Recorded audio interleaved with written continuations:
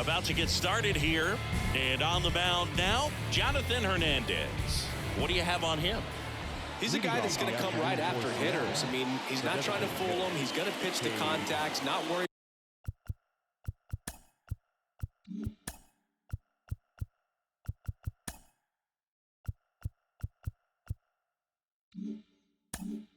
about it. He trusts his defense behind him, and he's not going to mess around with a whole bunch of different offerings. Only 3 pitches in the repertoire, so he knows he'll have to work in all 3 effectively and probably pitch backwards sometimes just to make sure this lineup isn't picking up on too many patterns. On the ground to short. Bichette whips it to first. Just got him, and he was burning up the baseline. And now we check out the Mariners lineup. They're dealing with a sinker specialist on the mound, which can be a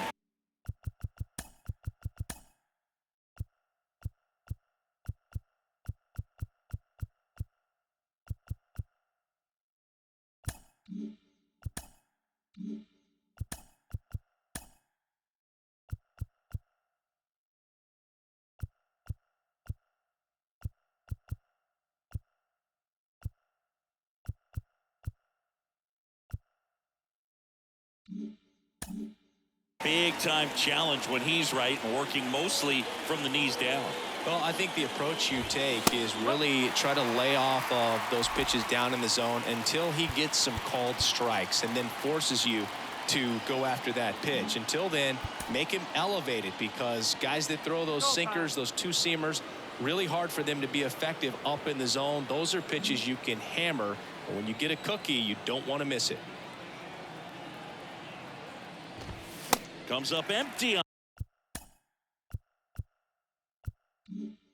the swing. 0-2 now. I guess you throw.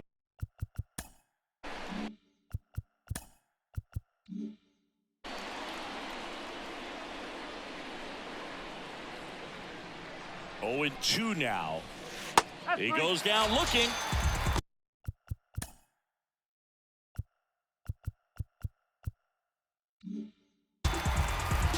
Well, I think that was just a case of a hitter quitting on a pitch. He was looking fastball and didn't see it out of the hand and just left the bat on his shoulder. That was a changeup right over the plate. Probably not the location he was looking for, but the change of speeds is what fooled him, and he got the out. Garcia snags it on the run.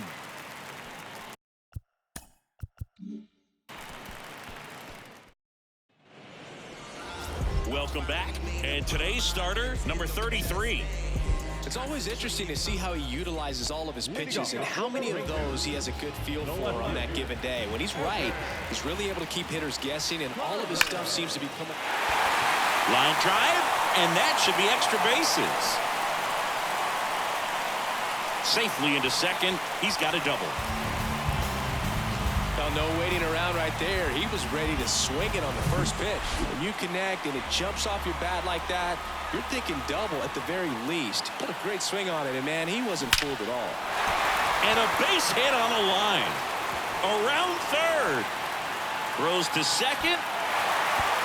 And he's in there. A run comes in on the play. Always feels good when you come through and get your team on the board first. Fastball pretty much middle, and that's what you fall asleep dreaming about as a hitter. So no surprise he put a great swing on it. Here's Leody Taveras.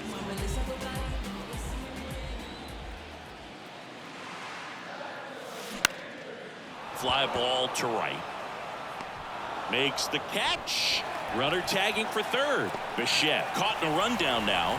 They get the tag on him, and that's the second out. Well, we assume it, but not all double plays are 6-4 threes or something like that.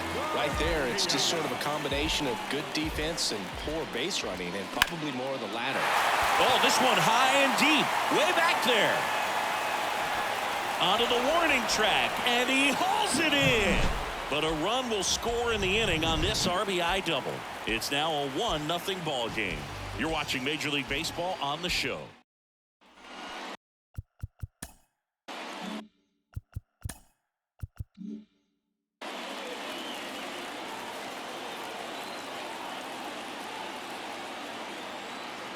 And he deals. Chop back up the middle.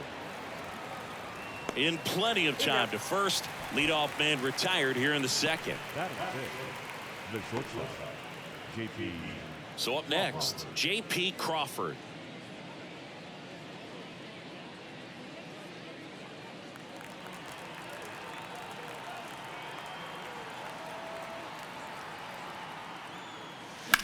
Line drive. He's got it.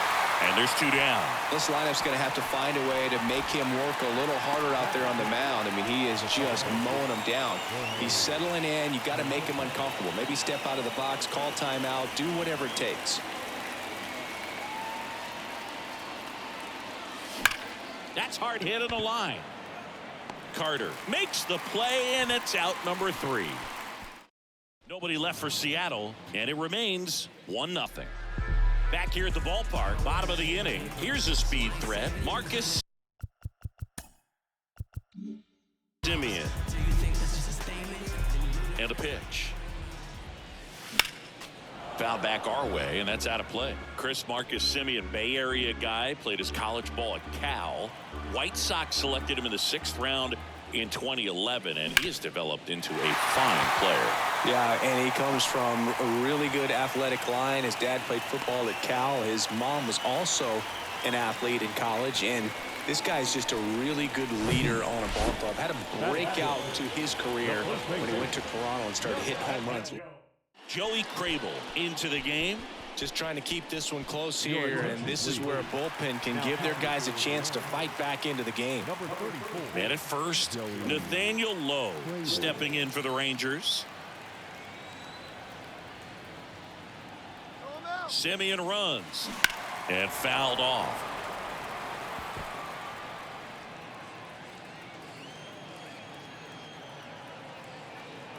Left-hand hitter waits. Runner goes again. Throw, save. His wheels were the difference maker on that play. Just got in there. Yeah, with StatCast's help, we see his top speed on this stolen base, and that's a big number. I mean, man, he really made his athleticism work for him on that one. Runner leads away at second. A rope into right, and that's a base hit. Here's the throw to the plate. It's off the mark, and he scores. It's 2-0. Well, it was a great job of letting that runner steal second base, get into scoring position, come through with the base knock. You add a run.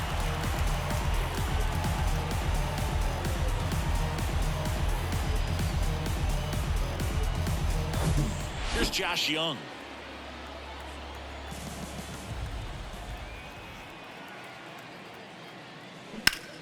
Ripped to third and caught.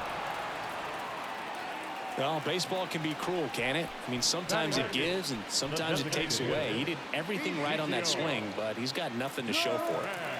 And next is the designated hitter, Ezekiel Duran.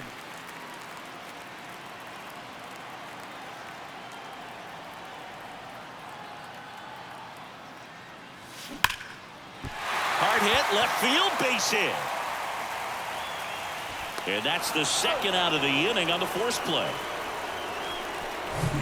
Up next for the Rangers, Jonah Heim. He is at the top of the game in terms of defense at the catching spot.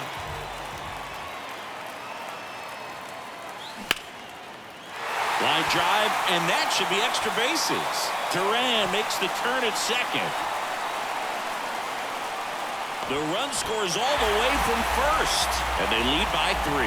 It's a run on the board and picks up an RBI. I'll tell you, man, it's such a good feeling when you smoke a line drive into the gap like that. I mean, sure, home runs are king, but I feel like nothing makes you feel like a true professional hitter more than a bolt the other way.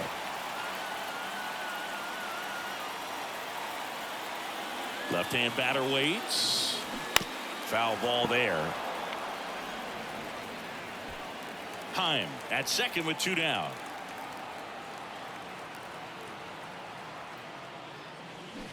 Bounce to the right. Polanco tosses to first. Inning over.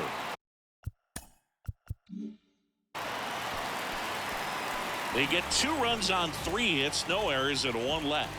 We played 2 full. It's the We're back, and on the mound is the closer, Kirby Yates. I think closer has to be one of the toughest jobs in baseball, and we see a pretty high turnover rate because of it. Every outing seems to be high pressure, this one included. We'll see if he can wrap up the win and get himself a save.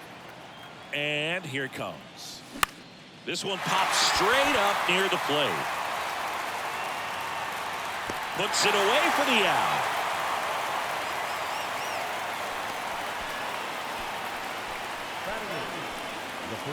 And now for Seattle, Ty France.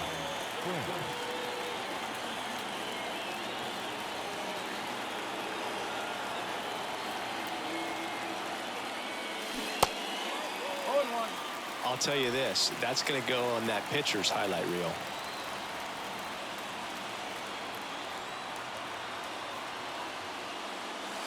Now 1-1.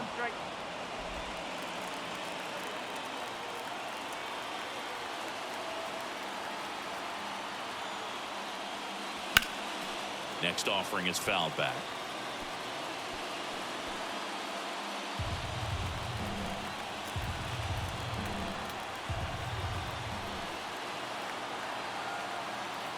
The pitch. Out there to center. Tavares going after it. No trouble here. Puts it away for the out. That's out number 2. Now batting Mitch Haniger.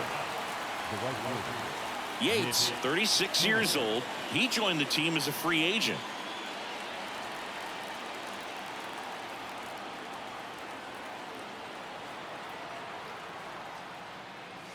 Here's a swing and a drive left field, and he knew it. He flexes his power with that swing, and they're chipping away. It's 3-1. That one just sounded different. And might have been the loudest moment yet. Man, my ears are ringing. I can feel that swing from the booth. Looks like this guy was looking out over the plate, but he was ready to turn on the inside fastball. So direct to the pitch. Absolutely blasted out of this ballpark. Now it's the DH, Cade Marlowe. High fly ball, pretty well struck out towards right center. Garcia going back on this one, and that one hops the wall. And that's a double. Waste no time there. Pretty much just a textbook double into the gap. And when you can drop one in there between the outfielders, you know you're making the turn at first. Just an excellent swing. On the ground at first. Steps on the bag himself. Ball game. 3-1 ball game. Quick game. We were looking for a little bit more. It seemed at points the offenses were going to break out. But a total of 4 runs combined.